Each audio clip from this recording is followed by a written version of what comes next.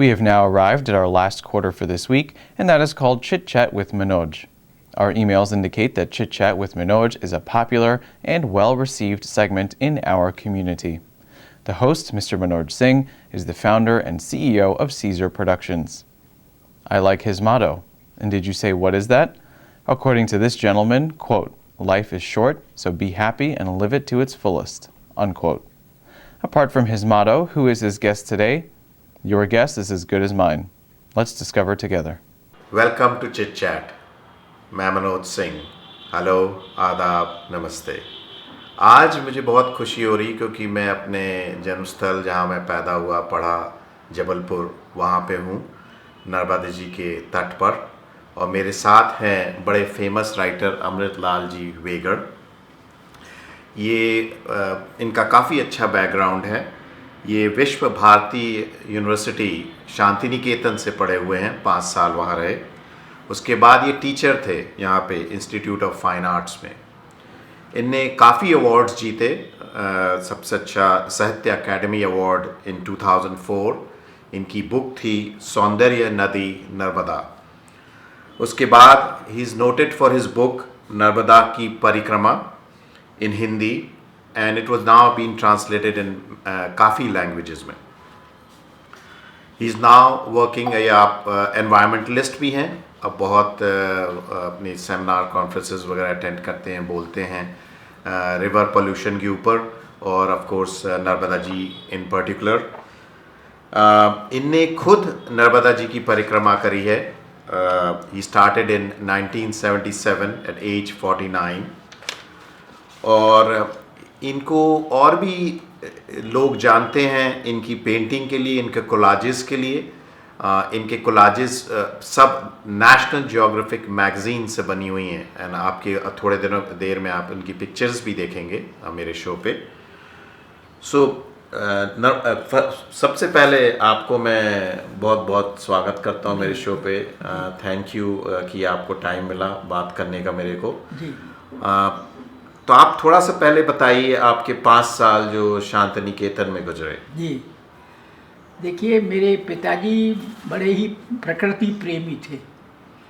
वो प्रकृति प्रेम मुझे अपने पिता से मिला, लेकिन प्रकृति के सौंदर्य को देखने की दृष्टि मुझे शांति निकेतन से मिली।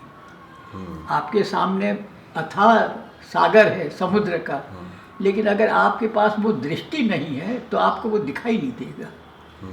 वो दृष्टि मुझे अपने गुरु आचार्य नंदलाल बसु से मिली। मैं वहाँ चित्रकला का अध्ययन करने गया था, 5 साल रहा। तो एक तो मुझे ये सबसे बड़ा फ़ायदा हुआ कि सौंदर्य को देखने की दृष्टि मिली, और दूसरा 5 साल की पढ़ाई पूरी करके जब मैं घर आने लगा तो गुरु के आशीर्वाद लेने गया। चरण स्पर्श करके बैठा तो उन्होंने कहा, बेटा जीवन में सफल मत होना। मैंने कहा कि ये कैसा आशीर्वाद। कह लगे, सफल होने वाले लोगों की कमी नहीं है। आए दिन अखबारों की सुर्खियों में उनके नाम और फोटो छपते रहते। अपना जीवन सार्थक करना, सार्थक करना। गुरु का ये वाक्य यहाँ पर शिलालेख की तरह लिख गया। और इसी एक वाक्य ने मुझे नर्मदा और नर्मदा की सहायक नदियों के तटों पर 4000 किलोमीटर से भी अधिक पैदल चलवा दिया। तो फिर भी मैं सोचता हूँ कि मैं अपना जीवन सार्थक तो नहीं कर सका हूँ, मगर एक ईमानदार कोशिश मैंने ज़रूर की है। अच्छा, अब इस देश में तो बहुत सारी नदियाँ हैं जी, नर्मदा ही जी क्यों? जी, वैसे देखा जाए तो लंबाई के हिसाब से नर्मदा का नंबर 5वां है। अच्छा। लेकिन धार्मिक महत्व की दृष्टि से गंगा के बाद नर्मदा ही आती है। हमारे ऋषियों को तपस्या करने के लिए 2 ही स्थान पसंद थे, या तो उत्तराखंड या रेवाखंड। उत्तराखंड यानी हिमालय और रेवाखंड यानी नर्मदा। तो हमारे जो ऋषि होते थे वो नर्मदा तट पर तपस्या करते थे, क्योंकि अच्छे घने जंगल थे, शांति थी, एकांत था। तो उनके जो आश्रम होते थे, गुरुकुल होते थे, वो नदियों के तट पर होते थे, गंगा के तट पर नहीं, क्योंकि वो तो एक नहर जैसी सपाट बहती, कोई जंगल नहीं। तो एकांत नहीं, यहाँ पर जो एकांत था, इस कारण ये हुआ कि एकमात्र नर्मदा की ही परिक्रमा की जाती है संसार में। एकमात्र नर्मदा ही ऐसी नदी है जिसकी परिक्रमा की जाती है। मेरे को नहीं पता था। और इसमें अगर आप नियमानुसार परिक्रमा करें तो 3 साल 3 महीने 13 दिन लगते हैं। अच्छा अच्छा अच्छा अच्छा, हाँ। तो आपने खुद भी परिक्रमा जी, करी? जी। क्यों? क्योंकि वो काफ़ी फिजिकली डिमांडिंग है। जी जी। अच्छा, मेरा उद्देश्य अलग था और मेरा तरीका भी अलग था। ये परिक्रमा मैंने धार्मिक उद्देश्य से नहीं की, मैंने उसको की अपनी कला के लिए, अपने साहित्य के लिए। मेरी परिक्रमा एक कलाकार की, एक साहित्यकार की परिक्रमा थी। यद्यपि मेरी श्रद्धा वैसी ही थी जैसी परिक्रमा वासियों की होती है, और मेरा तरीका भी अलग था। मैंने एक साथ पूरी परिक्रमा नहीं की, खंडों में की, इजी इंस्टॉलमेंट में की। अच्छा अच्छा। जैसे पहले साल 77 में 77 में जबलपुर से मंडला गया दिवाली की छुट्टियों में। मैं छुट्टियों में ही कर सकता था क्योंकि सर्विस पे था, तो वेकेशन में चलता था। फिर 78 में मंडला से अमरकंटक गया। नर्मदा अमरकंटक से निकली है, उद्गम स्थान है उसका। देखिए, परिक्रमा आप कहीं से भी शुरू कर सकते हैं, बशर्ते आप उसको वहीं पर पूरा करें। पूरी नदी के दोनों ओर पैदल चलते हुए पूरा आप उसका घेरा लगाएंगे और वहीं पर समाप्त करेंगे। तो मैंने जबलपुर के ग्वारी घाट से परिक्रमा शुरू की थी और ग्वारी घाट में ही उसका समापन हुआ, मगर खंडों में की। अच्छा अच्छा। टुकड़ों में की। अच्छा। एक साध्वी को प्रणाम करके मैंने कहा कि नौकरी के कारण मैं पूरी परिक्रमा एक साथ नहीं कर सकता हूँ, खंडों में करता हूँ।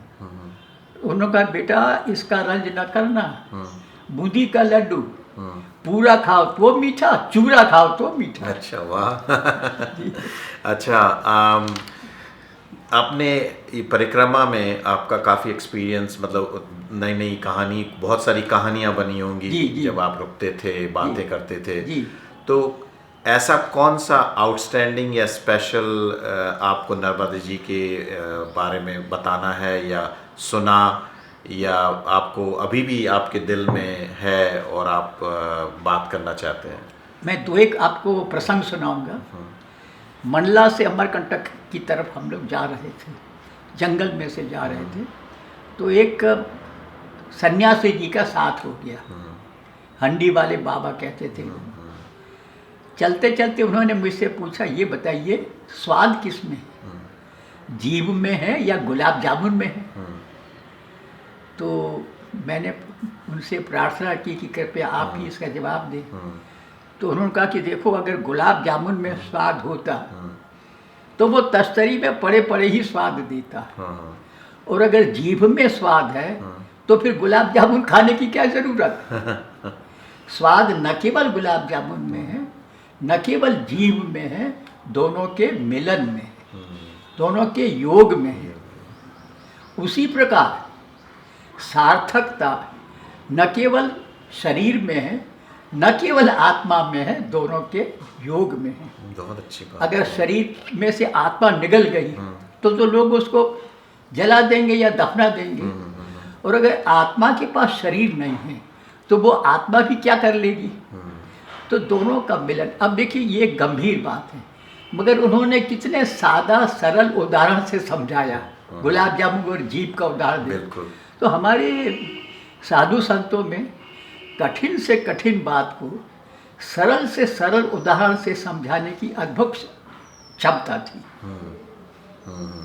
अच्छा, तो थोड़ा आप वहाँ टॉपिक बदलते हैं जी। आपके कोलाजेस के बारे में बात करते हैं। आपने इतने सारे बनाए, काफ़ी अवार्ड विनिंग, और व्हाट इंटरेस्टिंग इज इन कोलाजेस की कहानी देखिए, है। ये सब नेशनल ज्योग्राफिक जी, की मैं मैगजीन्स बताता को हूँ। काट के आपने किया। जी, ये नर्मदा परिक्रमा 77 से मैंने शुरू की।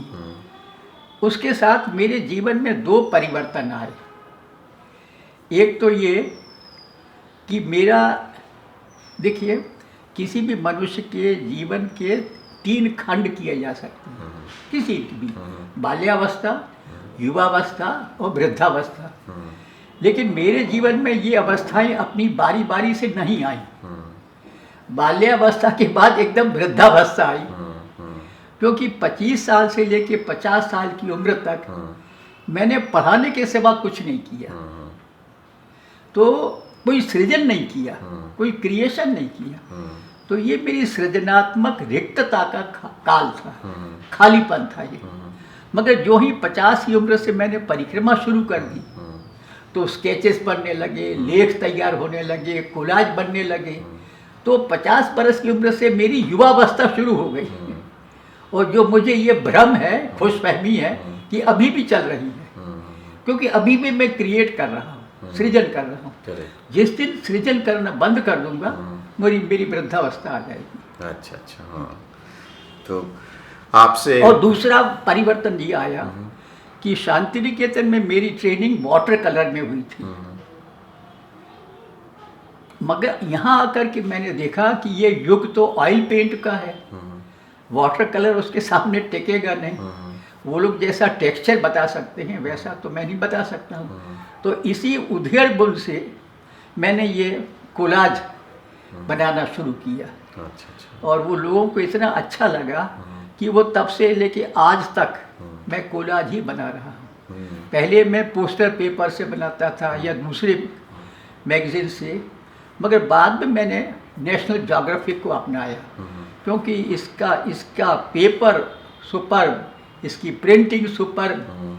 तो मैंने देखा कि ये तो बहुत ही अच्छी। और फिर एक कोलाज में मान लीजिए एक मैगजीन से काम नहीं चलेगा, उसी मैगजीन के मुझे कई इश्यू चाहिए।